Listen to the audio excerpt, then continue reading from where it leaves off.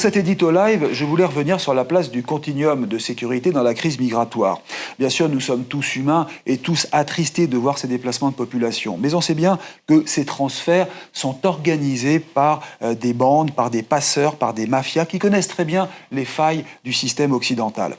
À Lampedusa, par exemple, il y a eu 120 navires en 2 jours qui ont déversé 7000 personnes. Et comme le dit justement Patrick Stefanini, l'ancien du ministère de l'Immigration, en venant à Lampedusa, comme il n'y a aucun système d'accueil et de contrôle, ni centre de rétention, les migrants vont disparaître dans la nature.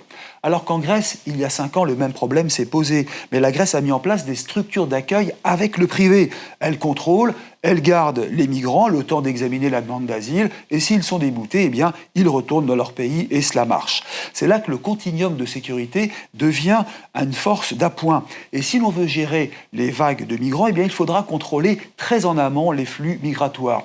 Je vous donne l'exemple de ce qui s'est passé et ce qui va se passer dans le Nord et le Pas-de-Calais. Un système va être expérimenté avec 76 caméras volantes sur des avions, sur un hélicoptère, sur des drones. Cela va durer 3 mois conformément à la loi et l'arrêté préfectoral vient d'être pris. Le but, c'est de réduire le flux des migrants avec bien sûr la sécurité privée qui est associée à ces opérations, en coopération avec la gendarmerie, la PAF et la Marine nationale. On sait aussi qu'à la frontière franco-italienne, près de Menton, on se prépare à renforcer les contrôles avec la Border Force, pour laquelle le privé sera mis à contribution.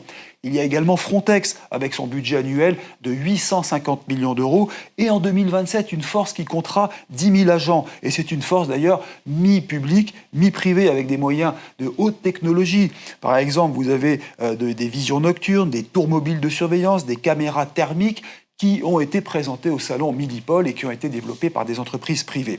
En attendant un pacte européen sur la migration et l'asile, il est donc urgent d'accélérer le renfort du privé. Parce que sans filtrage ni contrôle partagé comme le font les Suisses avec Securitas aux frontières, eh bien les États ne pourront rien faire contre le mur de l'humanitaire.